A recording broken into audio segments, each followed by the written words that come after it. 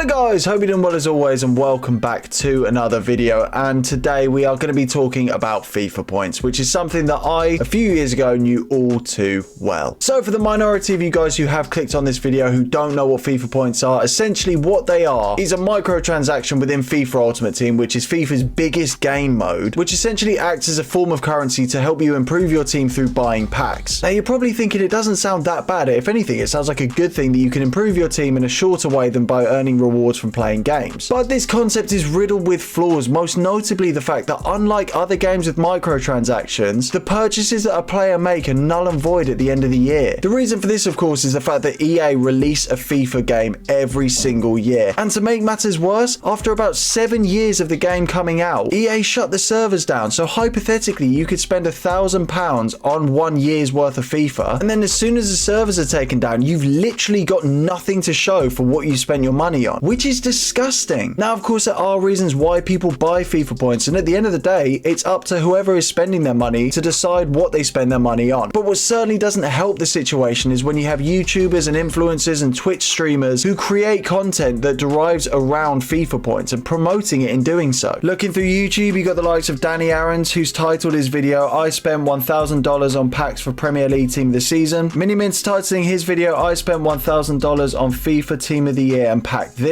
And Chris MD titled his video, "What does spending £5,000 on FIFA 18 packs get you?" And that last video that I mentioned actually is exploring FIFA points in a way of looking at what does it actually get you, what could you buy instead. And I'm not sat here slagging off any of those content creators, by the way, because some of those I actually very much respect. And at the end of the day, I'm sat in my bedroom on about 2k subs. Why am I going to go for these big names? Because they get clicks. No, that is part of the reason.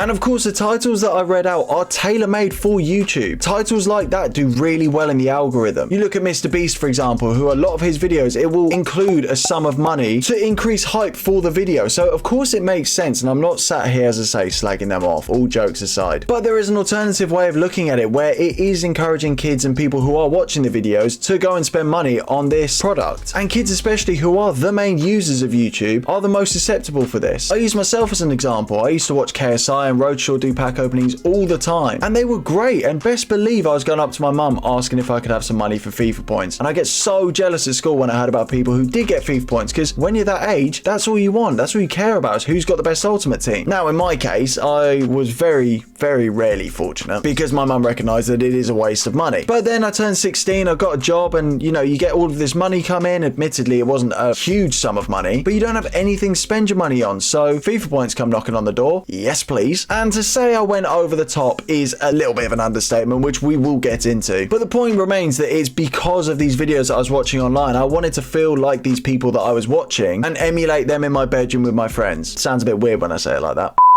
And of course, it is great content to make. Like I say, I enjoyed them growing up. Kids are going to watch them growing up now. And then more people are going to make those kind of videos, which sort of adds to the problem. And in fairness, I'm part of the problem as well. In my first year doing YouTube, I actually uploaded a pack opening or two. Didn't go well, you know. You probably haven't seen it. But like I say, these FIFA points, they are addictive, and there is a massive danger around them. At the end of the day, it's gambling. You're encouraging kids or whoever's playing the game to gamble because you don't know what you're actually going to get from these packs. Yes, it shows you the probability, but what does that mean in the grand scheme of things? You're still spending money on a pack that you don't know what you're going to get. It's like match attacks. You spend £1 or however much they are these days, and you don't know who you're going to get. That's part of the thrill of it. It's part of the joy of it. But then there's also this idea that if you spend a lot of money, you should be guaranteed to get a good player, and it doesn't always work like that. So it's a bit of a slippery slope, as I've experienced myself. It's also really expensive for what it is, and I'm just going to take a moment to delve into that very quickly. Right, okay, that's mental. Literally, as I've been doing this video, I've seen that FIFA point prices have actually gone up in the UK, Australia, New Zealand. It's £1 for 100 FIFA points. Now, people that play FIFA will know that that's a pretty pointless transaction because you can't even get a decent gold pack for that. You're practically spending £1 to not even get a pack. 4.49 gets you 500 FIFA points, which is 7.5k packs. And this is another thing, by the way, that really grinded my gears when I used to buy FIFA points. Each bundle that you get is just not enough so you can pay off a whole round number, which encourages you to buy more. So for example, if I was to spend £5 on those FIFA points, I would have to spend another £1 to clear all of the FIFA points. It's just a money-making scheme, of course it is, but it's just encouraging more and more of those microtransactions that then form this slippery slope. I won't read all of them, however, I'll just get to the most expensive one, 12,000 FIFA points for £87.99. That's more expensive than the game itself. And I've been there before where I've made those big transactions and you get nothing. You get no special cards. You get a load of what they call fodder, which are basically players that are no good for anything. So I mentioned earlier that we get into my situation with it, and once I started getting paid, I started spending money. It would come payday and I'd have my friends watching on FaceTime and I'd be opening packs. I'd get nothing, and you sit there and you feel this sense of like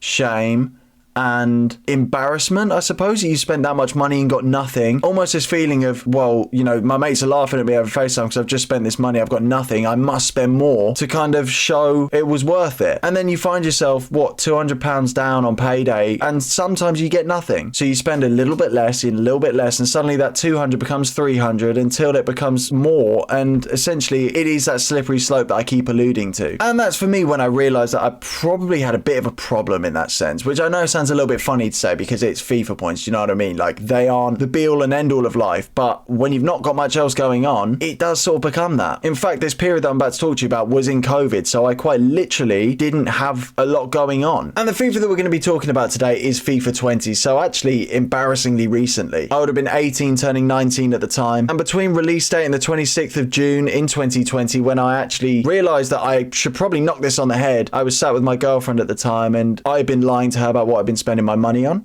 Not just to her, but also my family, because I was working full time at this point as well. So you have this big lump sum of money come in and suddenly it's all gone. Where is it gone? And you start making excuses, you start lying because it is embarrassing. Now, in this more or less 9-month period, I spent £2,830.77. I sat there, I opened up to my girlfriend at the time, I explained basically what I've been doing, and I went through and I totted up every single transaction that I made within that period. And sat here now, was it worth it? Of course it wasn't. Of course it wasn't. As soon as I saw that big lump sum of money, I just thought, what a waste. Again, I felt embarrassed. And you just can't help but think, you know, I could have bought a nicer car. I could have saved that to go towards a house. You think with how expensive everything is these days, it's just not worth it. So there is a part of me that hopes that someone has watched this video and goes, do you know what? That's me now. And maybe you'll stop. And if you do, and if this has helped you, then I will feel over the moon. But essentially, it's just my situation that I found myself in. Not an ideal one, obviously, but it's happened. And I haven't bought FIFA points since. I make it sound like it's an addiction. And I mean, maybe you could look at it, some degree it was, but it's done. It's in the past. And it's not a problem in my life anymore, like it might be for some people watching, like I say. So the obvious person to blame for this, or certainly the manner in which it exists today, is, of course, it's EA. It is a money-making scheme, and they bring out more new flashy and fancy cards to entice people to spend more money on the game. It seems like there's a new promotion coming out every single week with more promo packs, more lightning rounds that increase the pressure on you to spend money on the game. And when I was younger getting into FIFA, you had all of these players that weren't expensive, weren't high rated, that were really good in game, and you just don't get that anymore. It is pay to win. You have to have these new flashy cards, these players that fit the mold of EA's game to actually compete. And until something is done about it, which I very highly doubt that there will be, it's only going to keep going. People are going to spend more money, fill in the pockets of people that don't need more money. As I said earlier, you're essentially encouraging kids to gamble, and that in itself is a problem. And on top of that, you can't even keep what you're spending your money on. That money that I spent, I haven't even touched that Ultimate Team since I stopped playing it. And in about 5 years' time, I physically won't be able to touch that £3,000 that I spent. And it is just terrible. It's so bad. Of course, I appreciate that in moderation, pack openings are fun, and I'm not saying get rid of it. It's more so, I suppose, to explain my story, explain the potential dangers of FIFA points, I suppose. Because as I've explained, I've been in that position before. I know how it feels. And ultimately, I guess I hope sharing this story, as embarrassing as it is, might hopefully bring somebody some form of help, bit of a wake-up call maybe. And I'm not sat here having a dig at Pieface or Danny Aarons or Mini Minter for making these videos, because these are people that have entertained me. So who am I to sit here and start virtue signaling, saying that what they're doing is wrong? Because it's not. It's just that kind of awareness that I don't think you see very often about people explaining the dangers of what you're actually spending your money on. And to some extent, it is glorified when you look online. So I guess what I'm trying to say is buy FIFA points if you want to, but just be careful. Don't do it to impress your friends like I did. Don't do it because you feel like you got nothing better to do, because there are plenty of better things to do. Anyway, guys, that was a bit more of a somber one today, so apologies for that. But hopefully, like I say, if it it helps one person, then that's made this video all the worthwhile making. So I hope you have enjoyed as always, guys. I will see you in the next one for more footballing content. Subscribe to stick around. Take care as always. Peace and love.